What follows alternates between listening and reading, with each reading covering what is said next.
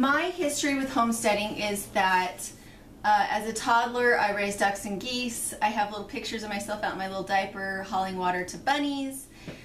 When I was 9, I raised my first bum lamb. When I was 10, I got my first horse. When I was 11, I purchased my first milk goat. And then from that point on, we lived on a little, I guess you could call it a hobby farm. We lived on a little 12-acre farm. We had milk cows, milk goats, beef cows, sheep. We had turkeys and geese and ducks and chickens. We had just about everything. And the reason why I'm doing a top 5 tips is because as you age, just because you think that good, healthy, organic food is important, doesn't mean that for the rest of your life you're going to want to be hauling water or weeding gardens or irrigating trees. The reason that I'm doing these videos is to try and show my journey from having started the hard way. It's a lot of work to farm, and we've been there. Trying to find a way to set your farm up so that as you age, your farm ages and matures and improves to the point where you don't have to take care of it anymore. And so here are my top 5 tips for beginning homesteaders. First off, keep a homesteading farming journal. Keep a log of all those seed varieties that you've tried, all the breeds of animals that you've tried, the things you liked about them, the things you didn't like about them. And write it all down in the journal. Use it to write a map and a layout of your property. Show where certain things have thrived and certain things haven't thrived. Everything that you do needs to go into this journal, and you need to keep it. And you need to make a new journal every year and take the things that did work and transfer them into your new journal. And just keep doing that. Every year you need a new journal. And the cuter that you make it, the better. Make it, I like to use cardstock as my sheets because then I can glue and tape things. The brackets that I use are animals, need to order, planted, to do later, done last year, and then a monthly calendar. And I'm a girl, I like to use stickers, I like to make it fun. I like it to be interactive. And then I keep pencils, hole punches, and scissors and glue in the little pocket. And that's the first thing I would do. Then the next thing is start free. When you decide that you're interested in a certain kind of farming or crafting or homesteading or something, start with free. Look it up on YouTube, look it up on Google, find a way to make it for pennies. I did that with my spinning. This is a Russian spindle, Russian supported spindle, and I have been using drop spindles for lots of years. The first one that I made out of a coaster and a dowel with a little hook on the end. And it didn't work very well, but it taught me to be patient and persistent, and whether or not I even liked spinning. And so it allowed me for 25 cents to get started with a fiber craft. And yes, I do love it. And so as I got better at it, I bought better tools. Now I have a spinning wheel, but I started out pennies, and then I bought a $20 spindle, and now I have a $35 spindle that I have found that I love for certain things. And the reason that I decided that it was worth investing more in it was because I found the opportunity to make some money with it, and it seemed like a good investment at that point. But always start with free. That goes the same for your information resources. Start with the internet, start with the library. If you find yourself going back again and again to the same information at the library, then that's when you know to purchase the book. And try to be as specific and narrow down what your actual target is. If what you want to do is raise backyard chickens, find a book that is about raising backyard chickens. Don't necessarily go and read a book that's about farming chickens in a battery house if what you really want to do is raise them in your backyard. Okay, and the next thing is grow for your own family first. Don't try to start a business from the get-go because you're not good at it yet. You don't know if you have the right breed. You don't know if you have access to the feed that you need. Some people are willing to pay an arm and a leg for something that was fed free range. But along with free range, you have to supplement grain. If you can't find organic grain and people are insisting that you need organic grain for your feed, then you have huge expenses that come into that. So find what your family likes to eat and grow that. Once you know what your family likes to eat, then market what people have been asking you for. So in my instance, I have people that would like to buy goat's milk from me, or they would like to buy wool products from me.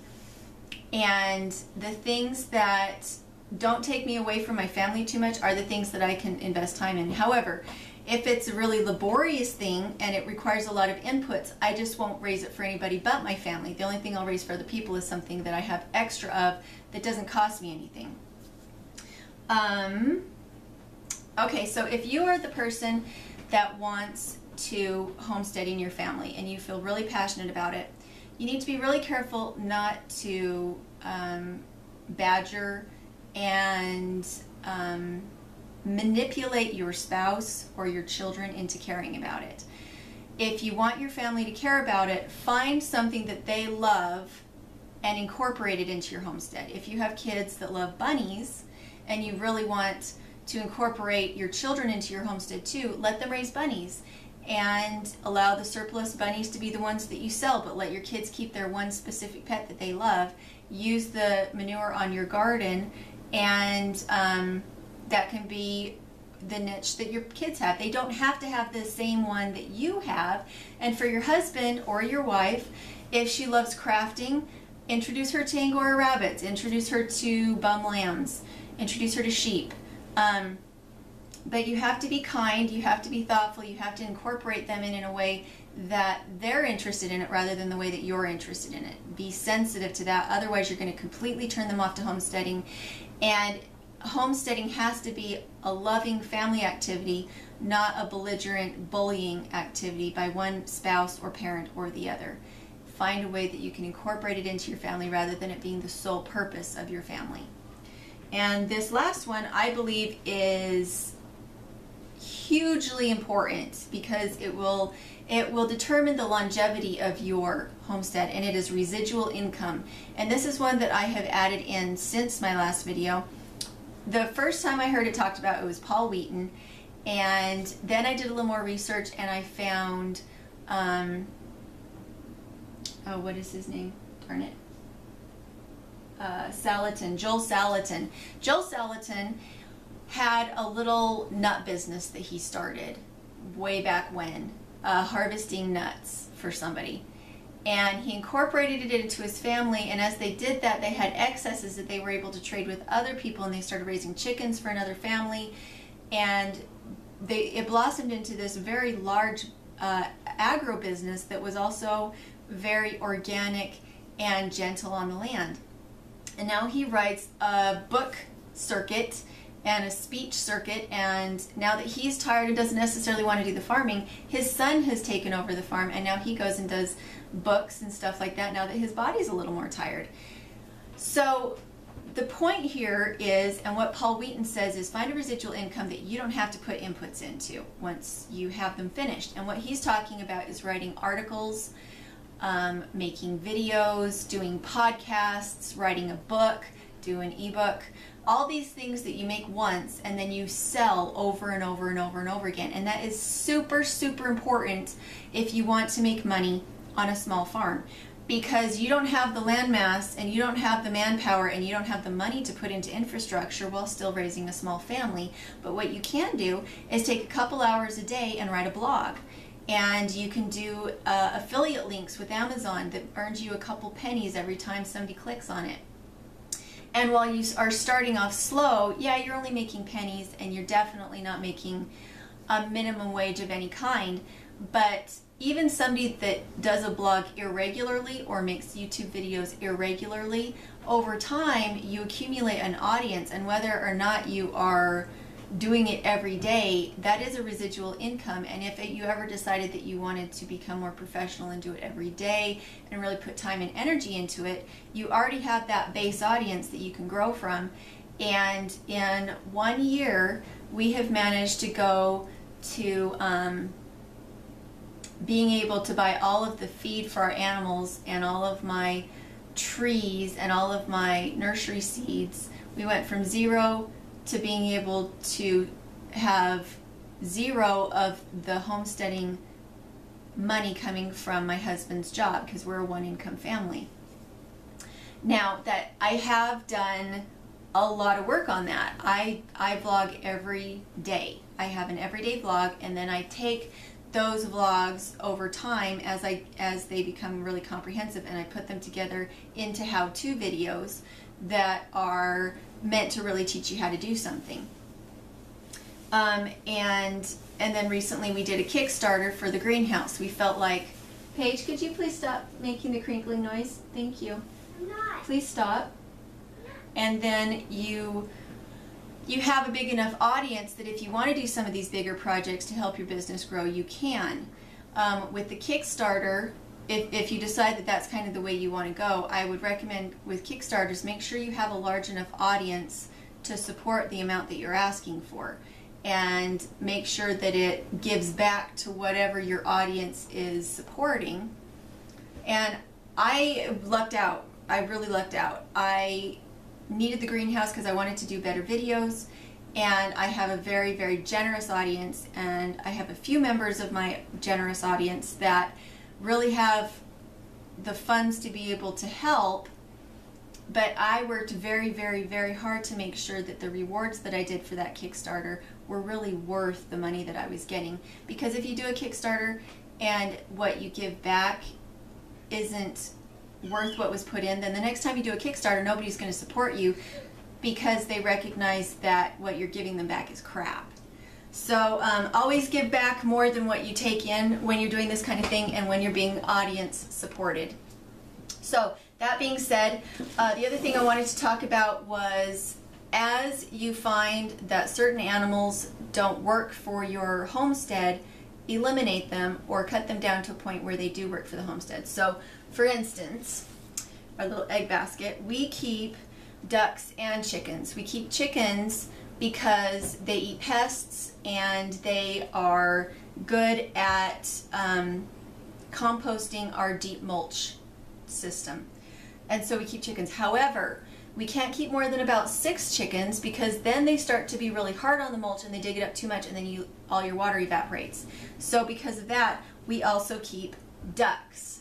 So we keep ducks because they eat the slugs in the deep mulch system, and they don't dig mulch up all over the place, and their babies are ready to eat in 8 weeks, which is as fast as any Cornish cross chicken, but you don't have all the feed that you're putting into a Cornish cross chicken because they're just eating all my slugs, and that's how I'm feeding them, is with slugs.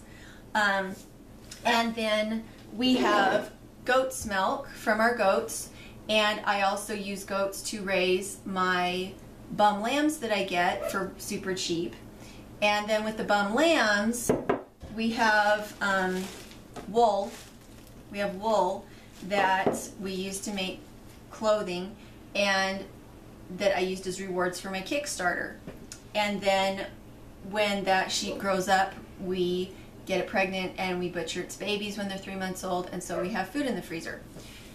And then we have ducks. With ducks, I just can't say enough about ducks. I love ducks. We pluck them for pillows, we eat them, and when we have eaten them, we drain the fat off from when we cooked them and save it, because I don't like homemade butter. I have a butter churn, I have a cream separator, I love them, but I don't like homemade butter. It has a tendency to go rancid very, very quickly, and I much prefer to cook with lard from our pigs, but my favorite is duck fat, and the French cook with it a lot. This is for frying. It is the best thing there ever was. The flavor is incredible. You don't have to use very much.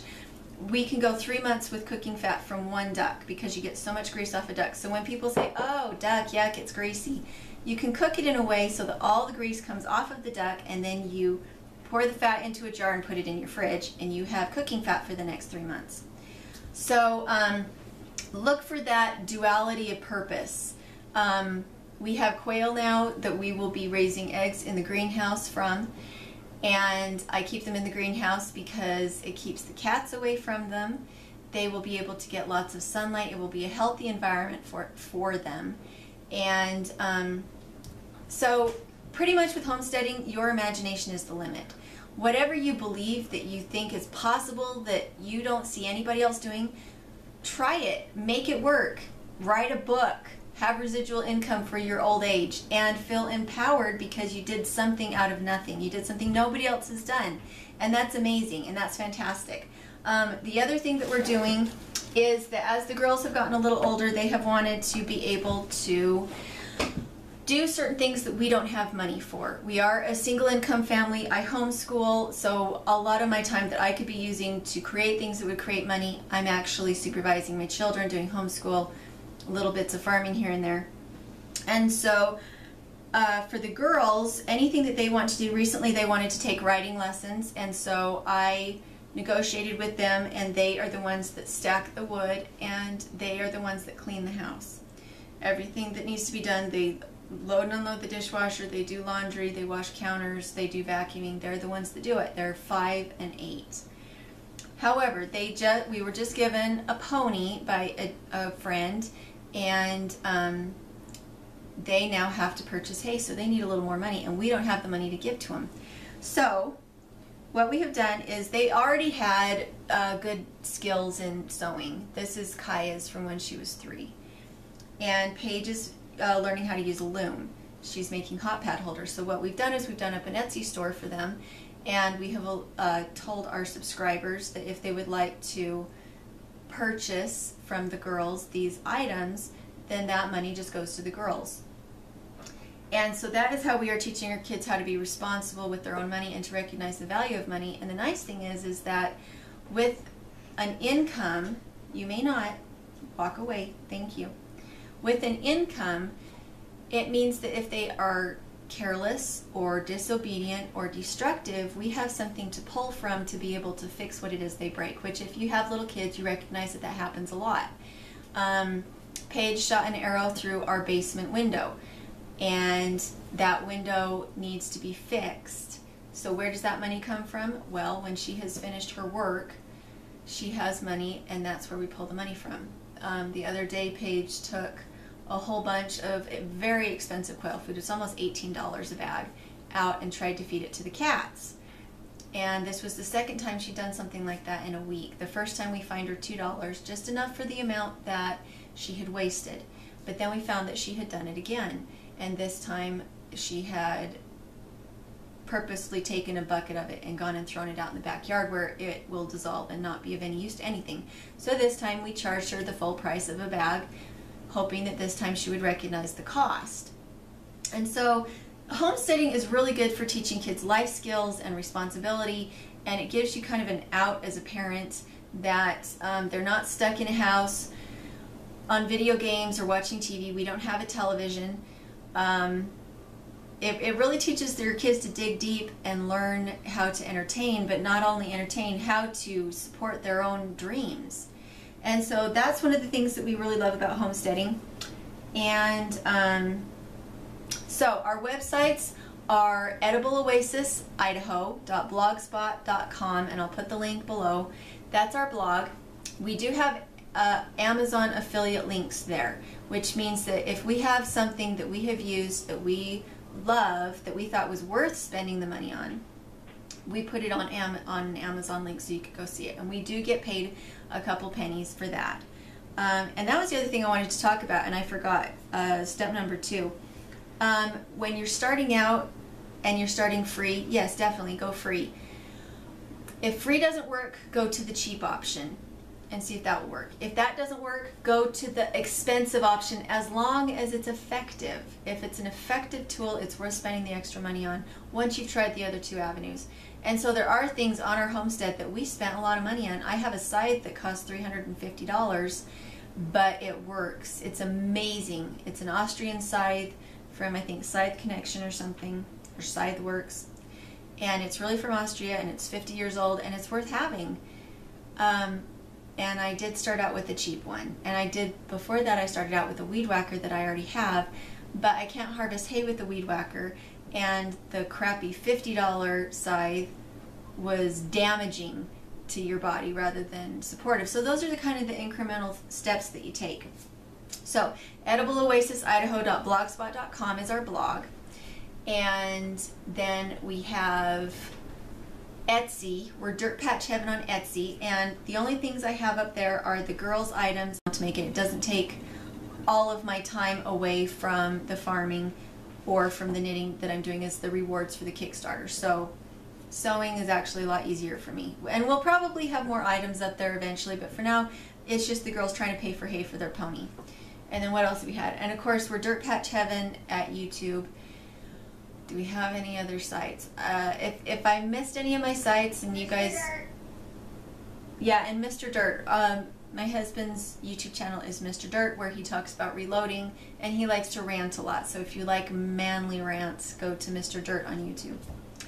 And then if you like beauty, let's see, that one is Natural Happy on YouTube. Natural Happy on YouTube. I have more girly, organic makeup type stuff. Wow, that sounds like an awful lot of sites. No wonder I'm tired.